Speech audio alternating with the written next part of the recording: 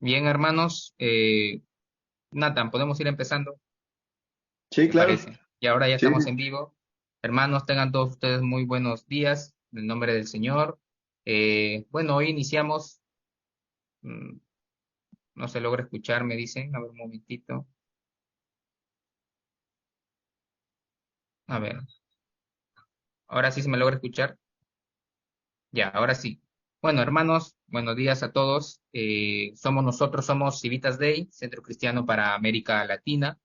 Somos una promotora educativa centrada en el Evangelio del Reino de Dios, que buscamos que no solamente la teología quede en nuestras mentes, sino que impacte fuertemente en nuestros corazones y se vean reflejados también en el día a día de nuestras vidas, en las prácticas, en todo lo que somos, como esposos, hijos, hermanos, pastores, líderes, profesionales, abogados, médicos, etcétera. Creemos que el poder del Evangelio puede transformar todas las áreas de nuestras vidas. En este sentido, hermanos, empezamos este tiempo de webinar, días sábados, y con mucho gusto damos inicio a este webinar con nuestro hermano Nathan Díaz. Nuestro hermano es un hermano que viene siendo preparado en la palabra del Señor y también dispuesto a compartir los conocimientos que él tiene. Él ha escrito un libro que se llama Escatología Práctica y él va a nos va a dar este webinar sobre este tema. Nathan, sin más que decir, te doy parte para que puedas empezar este webinar. Adelante. gracias, Carlos. Gracias. Pues sí, este es el libro, Escatología Práctica, y ya está disponible en todas las librerías, creo, donde se distribuyen libros cristianos y también en páginas como Amazon. Y una de las cosas que quería hacer con este libro era explicar lo que yo he venido aprendiendo a lo largo de los años sobre escatología, acerca de lo que creo que la Biblia está diciéndonos acerca de los últimos tiempos. Pero el enfoque también en parte en el libro era mostrar que en un tema tan divisivo como la escatología, donde hay diferentes posturas y sí, sí me escuchan, ¿verdad? Sí, ok. Este, y donde hay diferentes posturas y donde ha habido históricamente mucha tensión en la iglesia, una de las cosas que quería hacer era mostrar que hay principios que unen a la iglesia cristiana en cuanto a la escatología y cosas que traen, que juntan a todas las posturas y que hacen que haya realmente unidad en la iglesia. Entonces, eso era uno de los propósitos que yo tenía al escribir el libro también, ser un poco más conciliador que lo que a veces son los libros de escatología, que pueden ser bastante críticos de otras posturas. Y aunque sí critico otras posturas en el libro, pero trato al mismo tiempo de eh, eh, dar una visión de unidad para la iglesia también y de conciliación. Entonces voy a brevemente explicarles cuáles son los tres principios que creo que ayudan a tener una postura clara en cuanto a qué dice la Biblia sobre los últimos tiempos. Creo que hay tres áreas en las que a veces no hay claridad hermenéutica para algunos y por eso es que, pues por eso llegan a diferentes conclusiones en cuanto, especialmente el libro de Apocalipsis. Y entonces el primer capítulo del libro está enfocado a cómo leer Apocalipsis, porque creo que una vez que tienes esa base, vas a poder llegar a una conclusión sobre cuál es tu postura en escatología. Entonces son tres principios. El primero es tiene que ver con el género literario de Apocalipsis. Considera ese género literario y cuál es la naturaleza del género literario en cuanto a estas tres cosas. Eh, la estructura del libro, si es cronológica, es decir, si cuando estás leyendo el libro, estás leyendo eventos que van uno después de otro, y esto sería como si tú estuvieras leyendo Primera de Samuel, por ejemplo. Y si estás leyendo Primera de Samuel, pues estás leyendo una historia que va en orden cronológico. Y la pregunta es si está escrito Apocalipsis de esa manera, en un orden cronológico.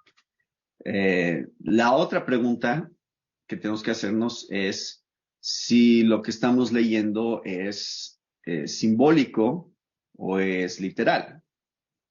Entonces, las imágenes que son presentadas en estas visiones de Apocalipsis, ¿qué características tienen? ¿Son cosas que debemos que tomar literalmente o son simbólicas de otra realidad? Y la otra cosa que también hay que considerar de Apocalipsis es si es un libro pasado o futuro. O sea, si lo que estamos leyendo está haciendo referencia a cosas que ya han sucedido o que están sucediendo, o si son cosas que van a suceder algún día. Entonces, esas tres eh, cosas, esos aspectos hermenéuticos de Apocalipsis son los que tendremos que considerar, porque ese es el punto de partida. Una vez que decidimos esas tres características de la naturaleza del género literario apocalíptico, entonces creo que podemos leer Apocalipsis de una mejor manera. Y las posturas que existen en cuanto a escatología realmente sí están divididas en esas áreas. O sea, cómo ven estas tres cosas que les dije de Apocalipsis llevan a una diferente conclusión sobre qué está diciendo Apocalipsis. Y esas son las posturas de escatología. Entonces, las tres grandes, y se pueden dividir en realidad en cuatro, pero las tres grandes uh, posturas o sistemas de escatología que existen son premilenialismo dispensacional, así es como lo llaman, y es realmente al final, si tú vieras el panorama de la iglesia evangélica en general en el mundo, probablemente es la postura mayoritaria, el dispensacionalismo, el premilenialismo dispensacional. ¿Y a qué se refiere esto?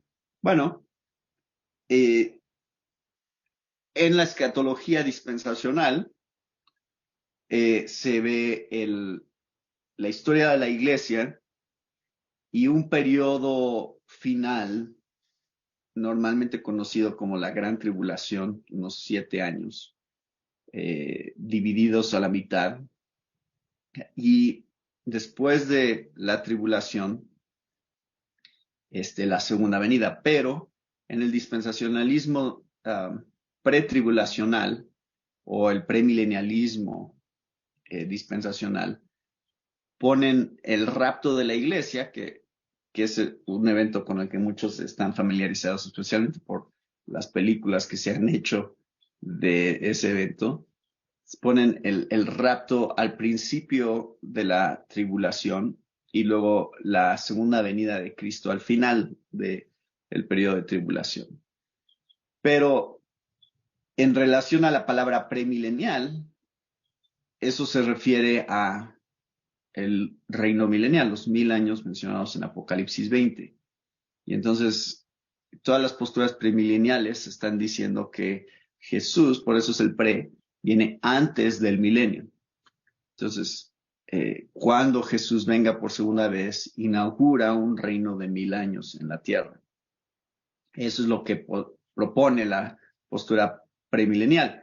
Entonces, el premilenialismo está dividido en premilenialismo dispensacional y premilenialismo histórico. Y el histórico pone el rapto de la iglesia normalmente al final de la tribulación, es decir, que sea parte de la segunda venida. Y luego las otras dos posturas son amilenialismo postmilenialismo. Y amilenialismo, um, junto con el postmilenialismo, propondría que el reino milenial viene antes de la segunda venida. Es decir, es parte de esta era que estamos viviendo como iglesia y que al final del reino milenial eh, viene Jesús. Ahora, en la posición amilenial es un poco engañoso el título amilenial porque hace pensar que están diciendo o estamos diciendo, porque esa es la postura que presento en mi libro, um, parece ser que estás diciendo que no hay milenio. Por eso el A, ¿no? Pero en realidad el amilenialismo no niega que hay un milenio, sí, sí creemos que hay un milenio, solamente que el milenio es una manera simbólica de hablar de toda la era de la iglesia entre la primera y la segunda venida de Cristo, que es la era en la que estamos viviendo. Y entonces, cuando hablamos, y bueno, y el postmilenialismo diría, en general el postmilenialismo tomaría los 1000 años como literales en la tierra, que son años en los que el reino de Dios va a avanzar en la tierra a través de la iglesia, influenciando la cultura y la política y transformando el mundo antes de que Jesús regrese nuevamente. Um, históricamente, en la iglesia ha habido periodos que parecerían darle credibilidad a la postura postmilenial, porque hubo transformación en muchos países y culturas, especialmente, por ejemplo, en el tiempo de la Reforma y otros periodos en los que hubo avivamientos, ¿no? Con Jonathan Edwards y otros que habrían parecido como periodos donde a lo mejor era eso, es que el evangelio estaba influenciando la cultura a tal grado que estaba transformando inclusive países y entonces eso iba a dar lugar a una transformación cultural que terminaría con la segunda venida. Pero bueno, esa es la postura postmilenial. Yo presento la postura amilenial en el libro, que creo que es lo que la Biblia nos está explicando, en donde en realidad, y esto es donde creo que tenemos que reajustar nuestra manera de pensar y el lenguaje que usamos, en realidad, los últimos tiempos empezaron cuando Jesús vino por primera vez. Fueron inaugurados los últimos tiempos con la primera iglesia. Eso es a lo que la Biblia se refiere con los últimos tiempos. Y lo pueden ver porque Pedro en Pentecostés, en Hechos 2, de hecho, dice que el cumplimiento de la profecía de Joel 2 tiene que ver con qué es lo que va a pasar en los últimos tiempos. Vuestros hijos y vuestras hijas profetizarán, ¿no? Y todo eso que surge en Pentecostés, que Pedro dice que está cumpliendo, tiene que ver con los últimos días o los últimos tiempos. Entonces, realmente tenemos más de o casi 2000 años en los últimos tiempos, en los últimos días. Y por eso es que el libro dice cómo vivir los últimos tiempos hoy, porque hoy estamos viviendo ya en los últimos tiempos y ya llevamos un rato en los últimos tiempos, porque desde que Jesús vino por primera vez, se inauguraron los últimos tiempos. Y, y Hebreos, el autor de Hebreos, en Hebreos 1, reafirma esa verdad, ¿no?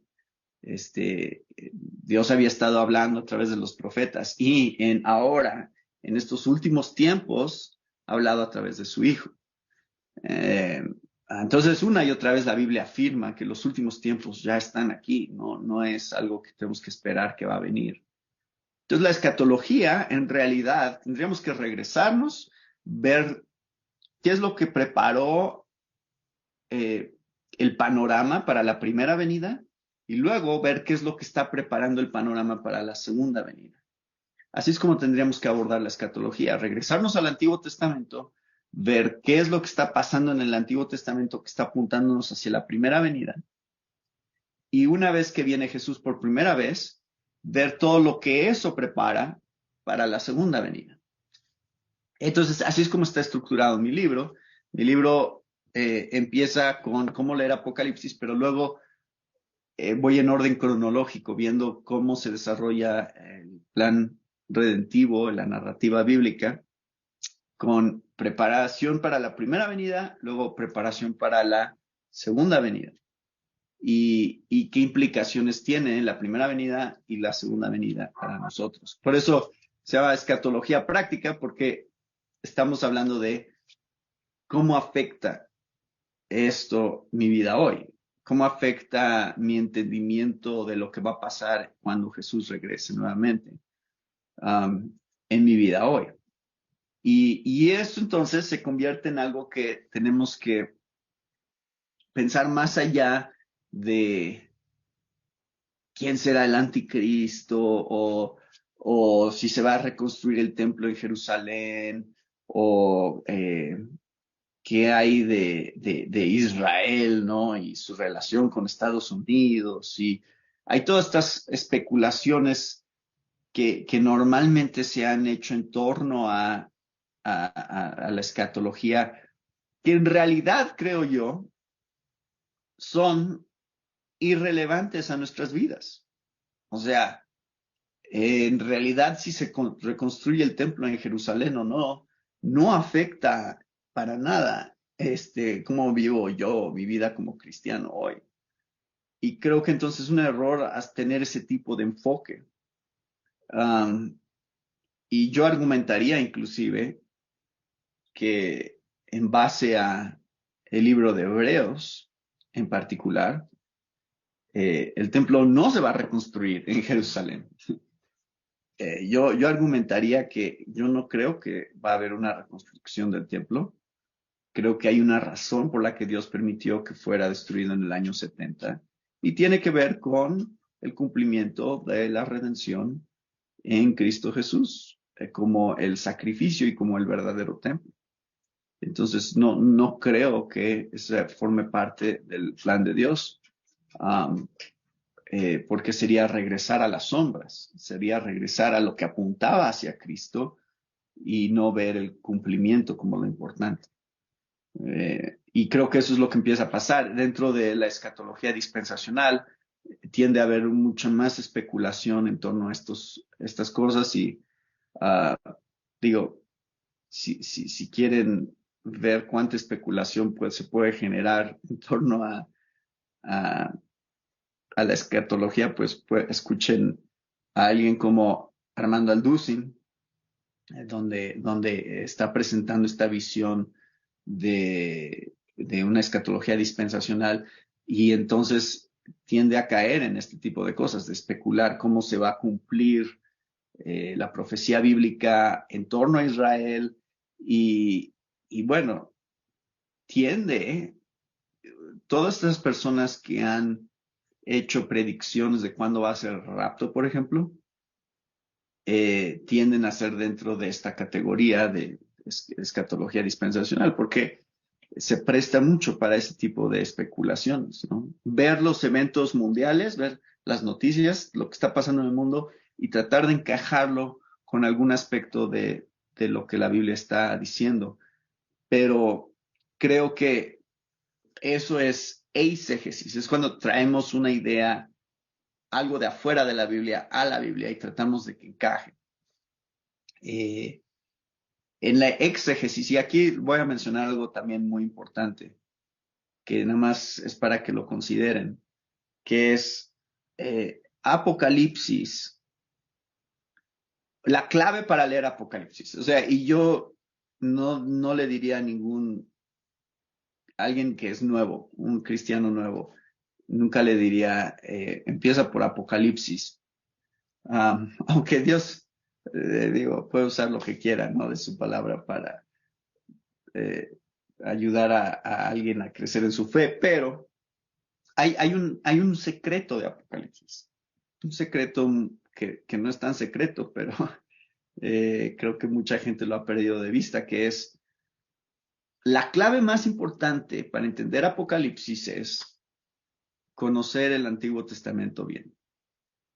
Si tú conoces tu Antiguo Testamento muy bien, y entiendes todo lo que el Antiguo Testamento está diciendo acerca de el sacerdocio, el tabernáculo, lo que pasó en Éxodo con Israel, en Egipto, obviamente también regresando al huerto del Edén, todas esas cosas. Si tú estás muy familiarizado con eso, vas a entender Apocalipsis, no perfectamente, obviamente siempre tenemos áreas que nos cuestan trabajo entender porque son imágenes y simbólico, creo, el libro. Eh, pero, pero sí vas a reconocer esas imágenes, vas a reconocer a qué está haciendo alusión Apocalipsis. Y Apocalipsis, entonces, es el libro con más alusiones al Antiguo Testamento que hay en todo el Nuevo Testamento. Hay más de 500 alusiones en Apocalipsis al Antiguo Testamento. Entonces, si tú consideras Apocalipsis solo, hay más alusiones en Apocalipsis que en todo el resto del Nuevo Testamento junto al Antiguo Testamento. Lo cual debería ser una pista importante sobre cómo entender Apocalipsis. Es familiarízate bien con todo lo que dice el Antiguo Testamento y con todas las historias del Antiguo Testamento y vas a reconocer esas imágenes cuando surjan. Si no, entonces va a ser un libro completamente raro y ajeno. Uh, y por eso es que alguien que no está familiarizado con la Biblia, si abre Apocalipsis y empieza a leer, va a sonar completamente como si estuvieras teniendo un alucine ¿no? Estás drogado y estás viendo cosas que muy raras, ¿no? Varios cuernos, varias cabezas, langostas, todas estas imágenes que surgen, pues nada más van a sonar raras. Entonces, quiero leerles algo que creo que a mí me gusta cómo lo explica Dennis Johnson, se llama. Y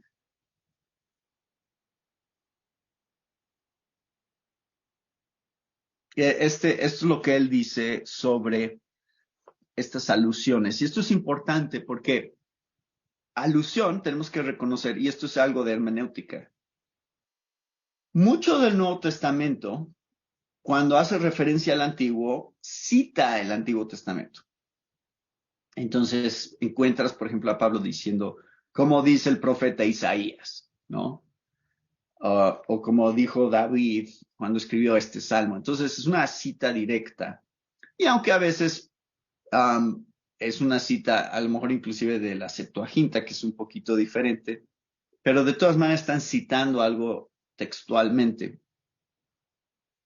Alusión es diferente porque alusión no te dice, como dice el libro de Éxodo, ¿no? Hubo una plaga de langostas y por eso estoy usando esta imagen, ¿no? O sea, no es como Juan escribe en Apocalipsis, sino simplemente dice, vi langostas.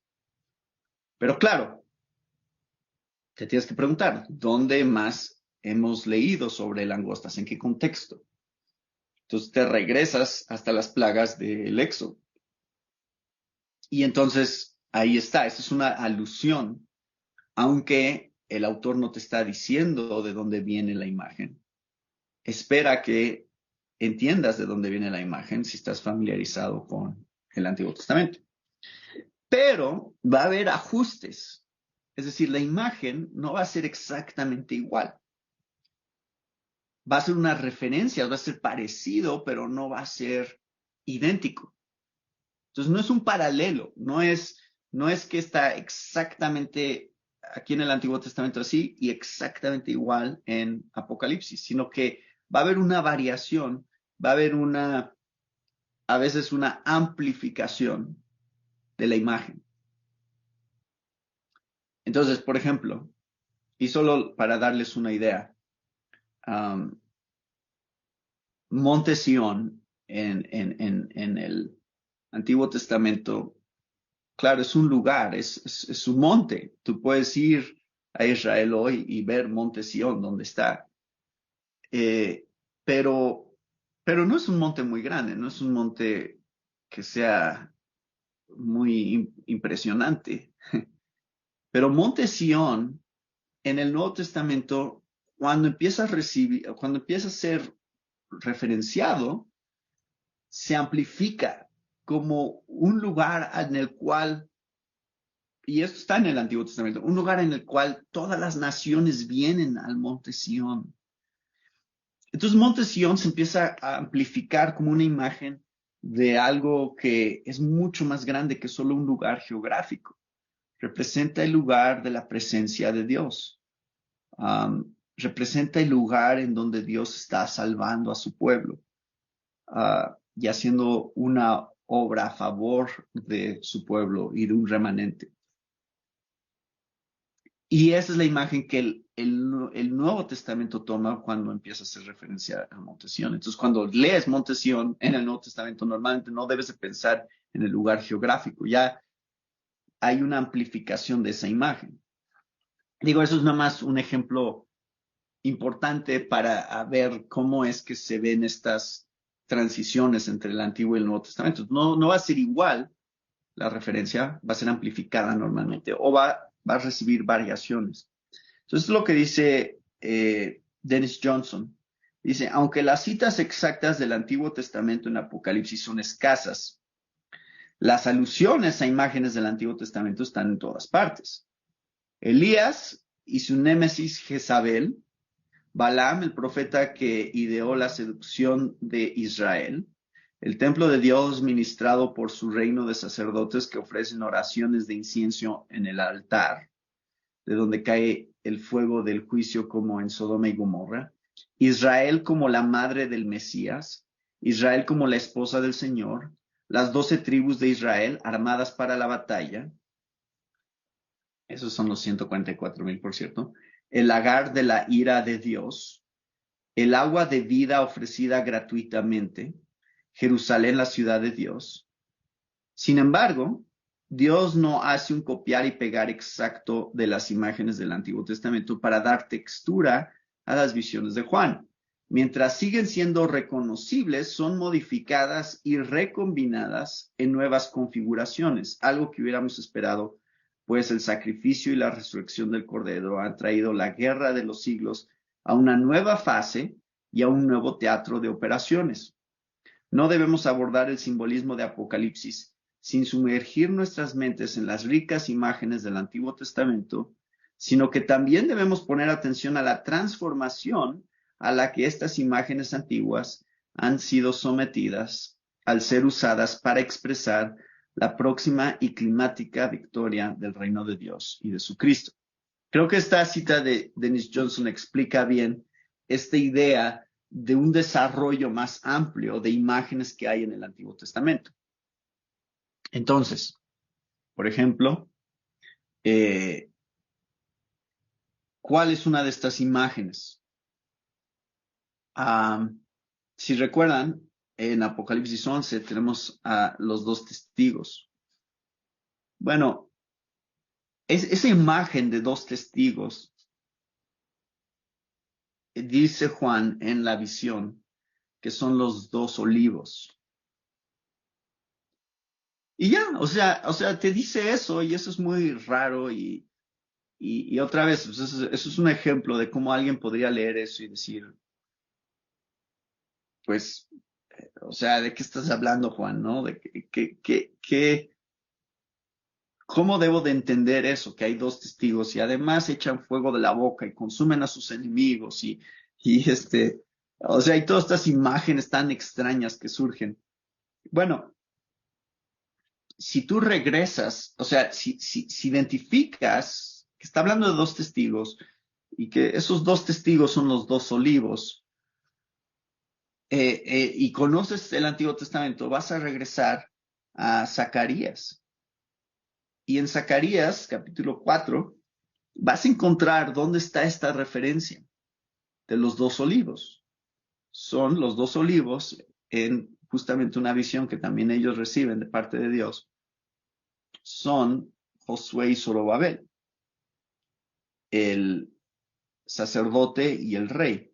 Y esto es en relación a la reconstrucción del templo, en relación a cómo Dios está restaurando a su pueblo otra vez en la tierra que les promete. Y es cuando Dios les dice, no es con espada ni con ejército, más con mi espíritu, dice el Señor, ¿no? O sea, ustedes están con esta misión que yo les he dado, y es con mí, el poder de mi espíritu, que ustedes van a lograr cumplir con esa misión. Eso es el contexto de Zacarías, con Josué y Zorobabel. Bueno, esos son los dos olivos. Entonces, cuando Apocalipsis 11 hace referencia a los dos olivos, está diciendo, estos dos testigos son Josué y Zorobabel. Ahora, también habló de cómo los dos testigos oran para que no llueva y no llueve. Creo que esa es la referencia. Y luego, cómo piden que caigan plagas y caen plagas. Entonces, también hay una referencia a quién? A Moisés y a Elías. Ahora, esto es súper interesante, porque cuando tienes a Moisés y Elías por un lado y a José y a Zorobabel por el otro lado, te das cuenta que esta es una imagen de los ministerios que tiene la iglesia hoy, que son reyes y sacerdotes, como Josué y Zorobabel, y un ministerio profético, que es como Moisés y Elías. Entonces, el ministerio profético es, obviamente, que Dios habla a través de nosotros para comunicar su voluntad a este mundo. Y en ese sentido tenemos todos como cristianos un ministerio profético. Y quien rechaza ese mensaje recibe la maldición de Dios, es decir, la condenación que viene por rechazar el mensaje del Evangelio. Eso está implícito en lo que experimentaron Moisés y Elías también. Y el ministerio de reyes y sacerdotes, que por cierto también es mencionado dentro del mismo libro de Apocalipsis. En Apocalipsis 1, de hecho, se habla de un reino de reyes y sacerdotes, que somos nosotros, la iglesia. Entonces, ¿y a través de quién vamos a lograr la misión que se nos ha encomendado? Pues a través del poder del Espíritu Santo, así como fue prometido a Josué y a Zorobabel. No con espada ni con ejército, sino con mi espíritu, dice el Señor. Entonces, esto se los doy como un ejemplo de cómo se hace esta conexión de una alusión en el Antiguo Testamento para entender una verdad acerca de la iglesia. Y eso hace que Apocalipsis sea relevante. Ahora, si tú piensas que estos dos testigos son nada más dos señores que andan por ahí viajando por todo el mundo y echando fuego de la boca para consumir a sus enemigos, bueno, dices, algún día vendrán, algún día pasará, pero eso no tiene nada que ver con mi vida hoy. O sea, hay una desconexión completa. Entonces yo propondría que esa interpretación de los dos testigos, literal, donde están diciendo, no, son dos personas, desconecta nuestra experiencia como cristianos y nuestra vida como cristianos del mensaje de Apocalipsis y del mensaje de escatología de la Biblia, que es no. Dios ha dado un propósito y una misión a su iglesia que se parece a la misión que le dio a Moisés y Elías, que se parece a la misión que le dio a Josué y a Zorobabel. Y en esos sentidos nosotros cumplimos de una manera más amplia lo que Dios hizo a través de ellos, porque ahora nuestra misión es a todo el mundo. Y si recuerdan, los dos testigos son martirizados eh, los matan y luego no, no nada más los matan, sino después ascienden al cielo, um, y todo el mundo los ve. Entonces, hay estas pequeñas referencias en donde se conecta con el hecho de que a lo largo del libro de Apocalipsis sí nos muestra que va a haber un periodo de tiempo final de tribulación para la iglesia, no necesariamente 7 años, pero sí un periodo de tribulación final o intensificado, que en Apocalipsis 20 se refiere a la descripción es Satanás es soltado para poder hacer guerra contra los santos y vencerlos.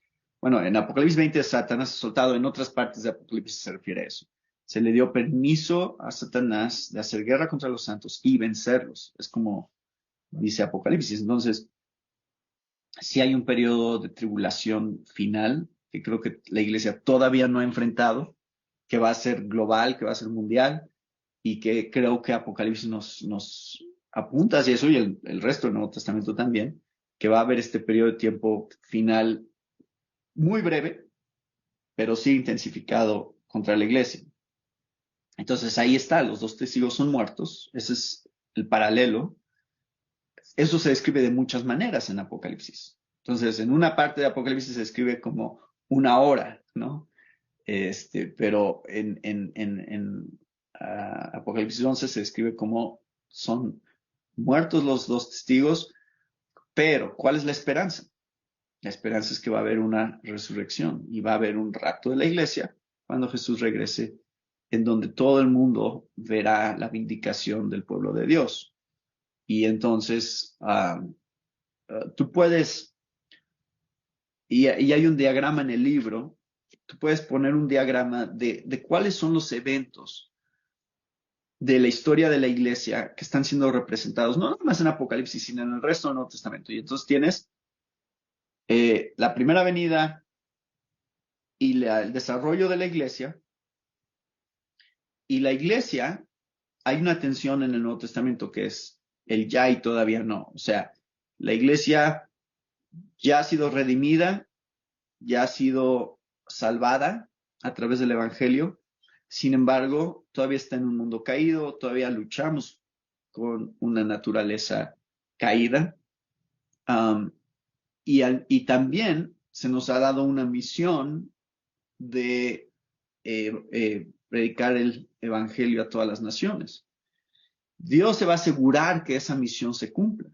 Entonces, por un lado, la iglesia es protegida para lograr esa misión. O sea, sí se va a lograr esa misión porque Dios se va a asegurar de que se logre esa misión. Pero por otro lado, la iglesia es perseguida y atacada y sufre tribulación. Entonces, por un lado es la protección de Dios y por otro lado también la persecución y la tribulación que viene hacia la iglesia. Ambos son verdad. Son dos ideas que parecen estar en tensión, pero el Nuevo Testamento nos muestra ambas. Y eso lo vas a encontrar en Apocalipsis, la protección de Dios para su pueblo y también el ataque de Satanás y los enemigos de Dios hacia su pueblo y Dios permitiendo que eso suceda. Entonces, ambos pasan. Entonces, la protección tiene que ver con el hecho de que hasta el día de hoy todavía no ha habido una persecución global de la iglesia, o sea, es decir, de todas las naciones, una persecución en donde todos los gobiernos, todos los imperios de este mundo estén en contra de la iglesia. Ha sido más local en ciertas partes del mundo donde siempre hay persecución, pero no ha sido todavía en todo el mundo y creo que eso es lo que va a pasar hacia el final de los tiempos. Pero otra vez, muy breve y después regresa Jesús.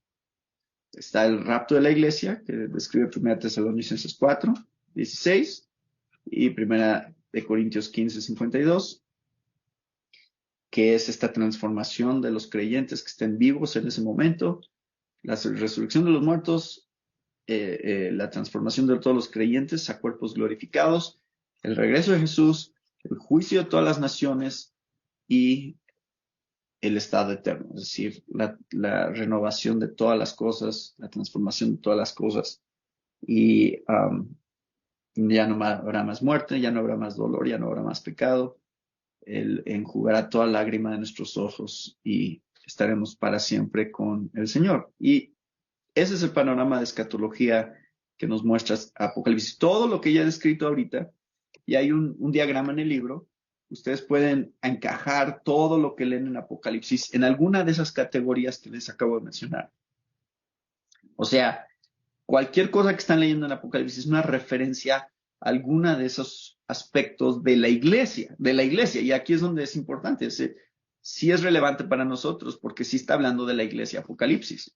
De hecho, Apocalipsis fue escrito a 7 iglesias. Entonces, es para la iglesia. El mensaje y la relevancia y el ánimo que va a encontrar la iglesia en Apocalipsis es parte del plan de Dios en darnos este libro. Aquí tienen un libro que va a ser de ánimo para ustedes. ¿Por qué? Porque van a saber que sí van a sufrir, van a saber que sí va a haber persecución, pero que yo me voy a encargar de que sí cumplan con la misión y que si ustedes mueren entre la primera y la segunda venida de Cristo, ustedes van a estar en la presencia de Dios, van a estar sentados en tronos, reinando juntamente conmigo. Y esa es la promesa para todos los que ya han muerto en Cristo. Y cuando Jesús regrese nuevamente, Él restaurará todas las cosas. Eso está mostrado en Apocalipsis de una manera muy, muy clara, pero a través de símbolos y a través de imágenes. Entonces, eso es a grandes rasgos. Perdón que a veces no, a lo mejor no digo todas las cosas en orden y se me ocurren cosas salir hablando, um, pero quería dejar un ratito, a lo mejor ahorita, para si hay preguntas específicas. Y no sé, Giancarlo, ahí si la gente comenta en la transmisión, porque me gustaría escuchar algunas preguntas específicas que la gente podría tener sobre lo que expliqué. Sí, bueno, yo tengo, gracias Nathan por la participación. Y bueno, yo tengo algunas preguntas que considero que son importantes en este tema. Por ejemplo, si bien es cierto, tú nos explicabas que hay diferentes posturas escatológicas y lecturas del Apocalipsis, como es el premilenialismo, amilenialismo y el postmilenialismo. Una pregunta sería, ¿pero cuál sería el tema central que incluso en la diversidad una a estas posturas, ¿no? ¿Cuál sería este tema central? El tema central que une a las posturas es que Jesús va a regresar nuevamente, que va a vindicar a su iglesia, que va a juzgar a vivos y muertos y que va a restaurar todas las cosas. En eso todas las posturas estamos de acuerdo. No hay controversia de que esas cosas van a suceder. Uh, entonces, hay posturas escatológicas herejes que no estarían de acuerdo con algo de lo que he dicho. Por ejemplo, hay un preterismo que es extremo, digamos, que afirmaría, y preterismo obviamente es una referencia a que ya se cumplió lo que la profecía bíblica um, está diciendo.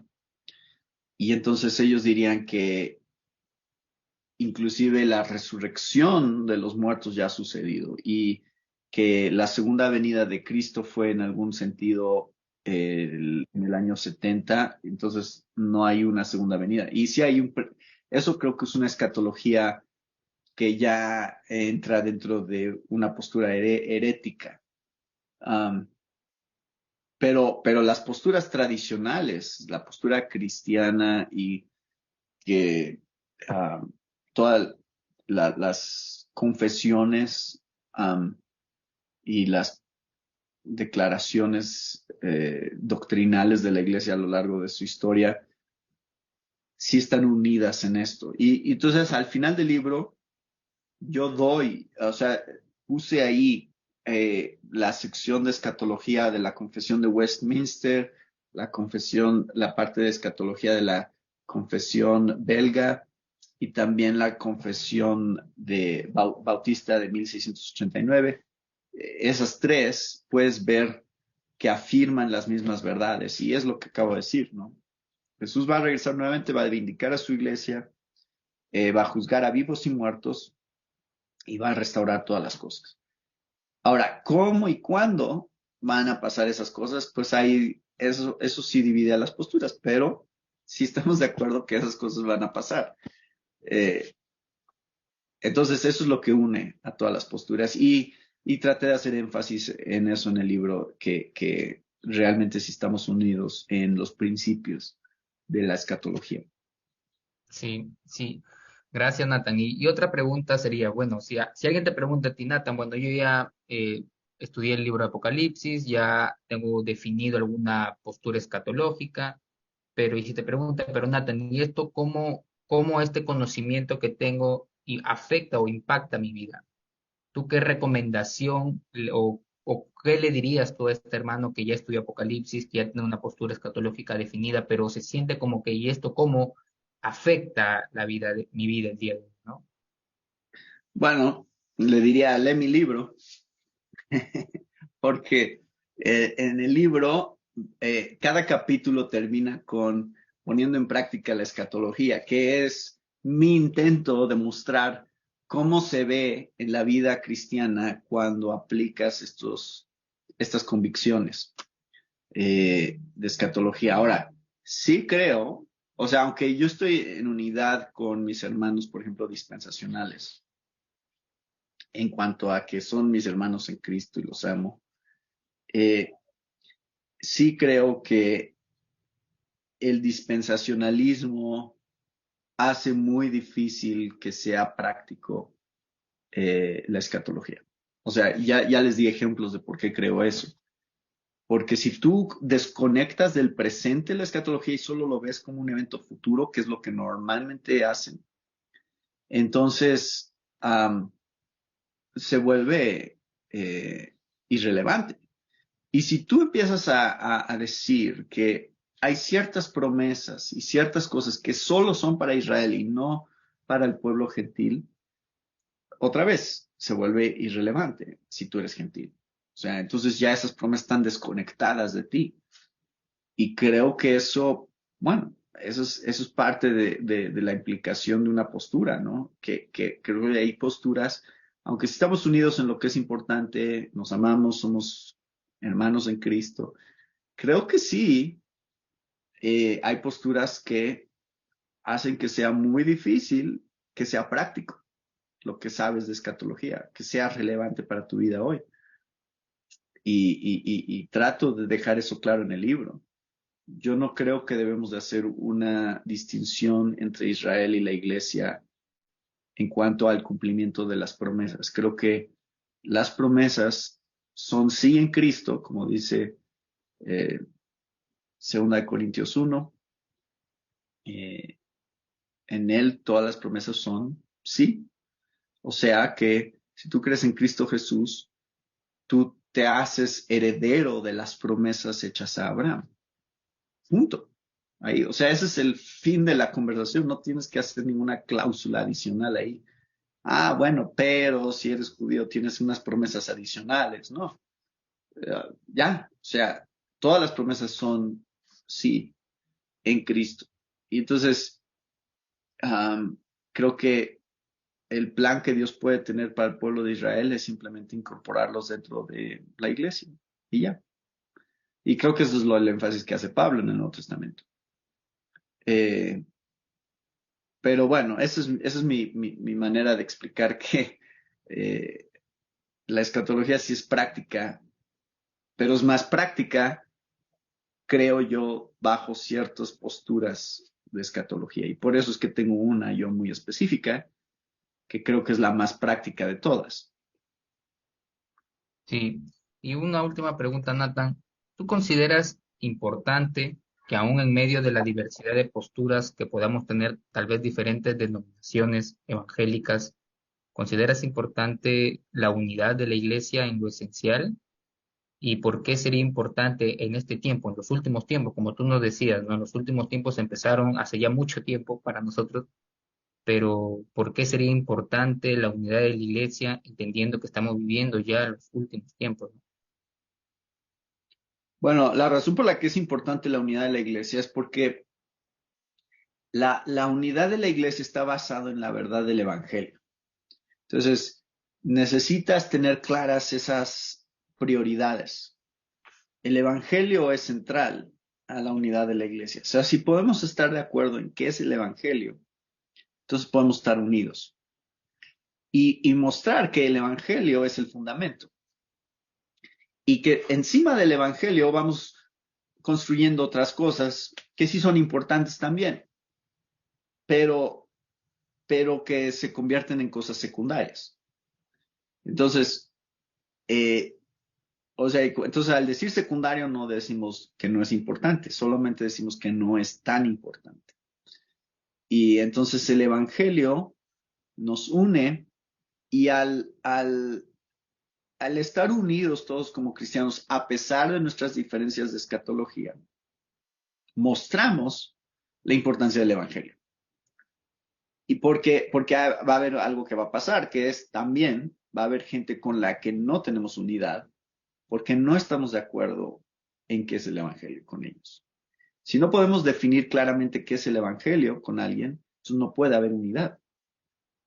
Sí tenemos que tener esa parte muy clara, entender, y creo que ahí las 5 solas nos ayudan mucho a entender que es solamente por gracia, a través de la fe en Cristo, que encontramos salvación.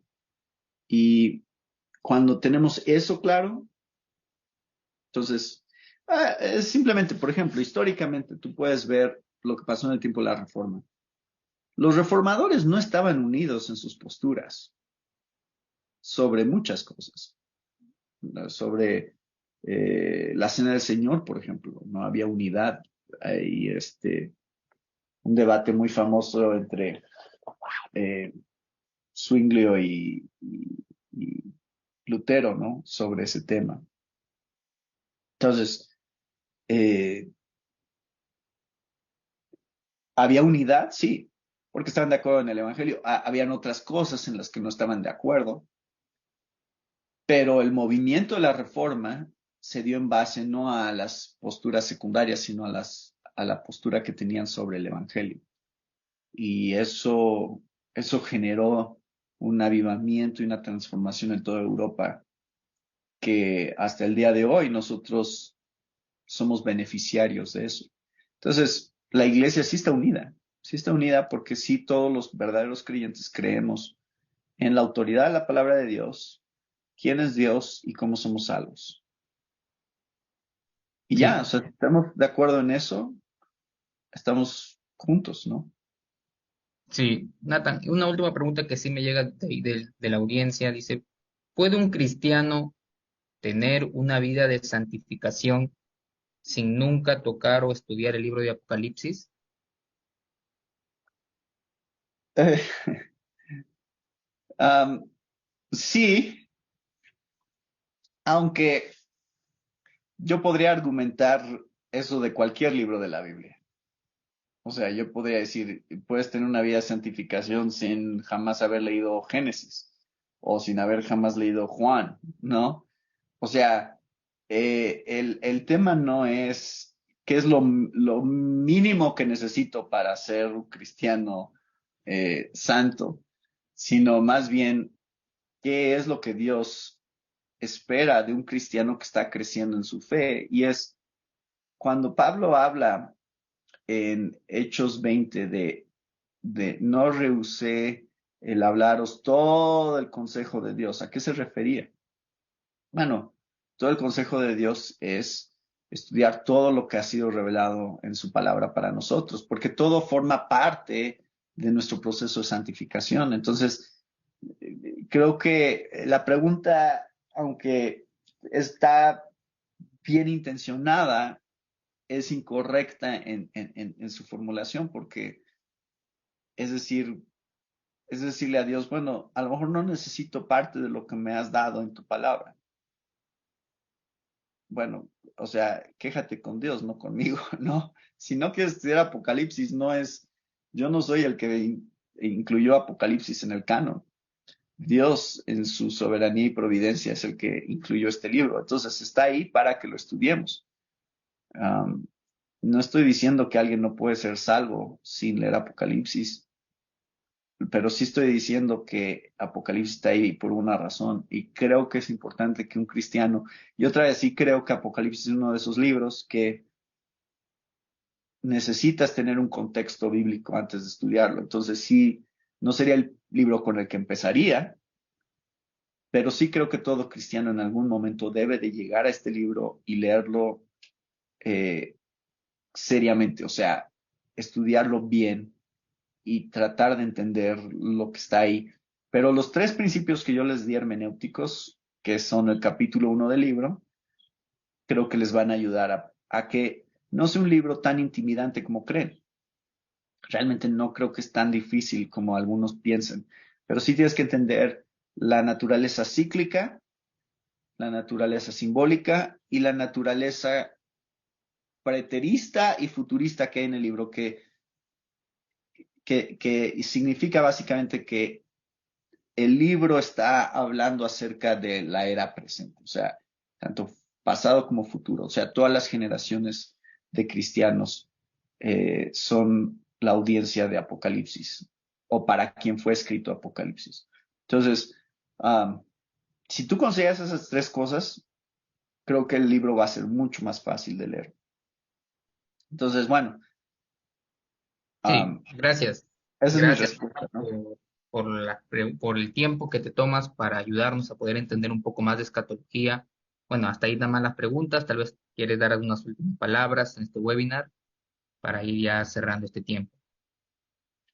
Pues, otra vez nada más, um, aquí está el libro, como ven, sí está gordito, no está tan, aunque realmente hay secciones que sí están muy resumidas, o sea, hay secciones en las que no me metí profundo, nada más di un panorama muy breve. Y aún así terminó siendo un libro, pues más o menos extenso. Entonces, hay mucho que estudiar sobre este tema. Yo los animaría a comprar el libro y a leerlo y a buscar tener una postura. Yo no, si alguien me dice, yo soy premilenialista dispensacional porque he estudiado este tema y esta es la convicción a la que yo he llegado, yo estoy bien con eso, o sea, yo no trataría de convencer a esa persona de mi postura. Eh, me gustaría tener una conversación para escuchar cómo llegaste a esa postura, uh, pero hay unidad otra vez. Y entonces yo en el libro simplemente presento las conclusiones a las que yo llegué a lo largo de los años y mi convicción personal de lo que creo que está diciendo la Biblia.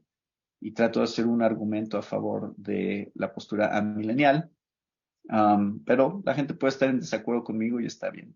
Pero si quieres leer algo um, a lo mejor diferente a tu postura, creo que es bueno. O sea, creo que vale la pena conocer bien qué es lo que dicen las diferentes posturas antes de rechazarlas. Y decir, no, pues esta es mi postura y ya. No voy a escuchar a nadie más. No, lee qué dicen las otras posturas y luego llega a una conclusión cuando las entiendas bien. Y creo que yo animaré a todos los cristianos a hacer eso. Gracias, Nathan, por este tiempo que nos permites pasar contigo. Ha sido un gusto poder iniciar este ciclo de webinars de los días sábados por tu presencia. Agradeciendo a Dios también por ayudarte a poder escribir este libro y que nosotros podamos leerlo, ¿no? Tenerlo en nuestras bibliotecas y poder aprender también de lo que Dios te ha dado, esa sabiduría. Agradecerte una vez más de parte de Civitas Day y Nathan y bueno, así damos por aperturado, cerramos este webinar, pero también aperturamos todos los webinars que se vendrán cada sábado, Dios permite, ¿no? Agradecerte, Gracias. Nathan, y Dios te bendiga. Gracias por la invitación, Giancarlos. Listo, nos vemos entonces, hermanos, el próximo sábado, Dios lo permita, con otro tema que nos estará exponiendo el pastor Larry Trotter con el tema Pacto de Gracia y la misión del cristiano en el mundo. Dios le bendiga, hermanos. Nos vemos. Un gusto. Hasta luego.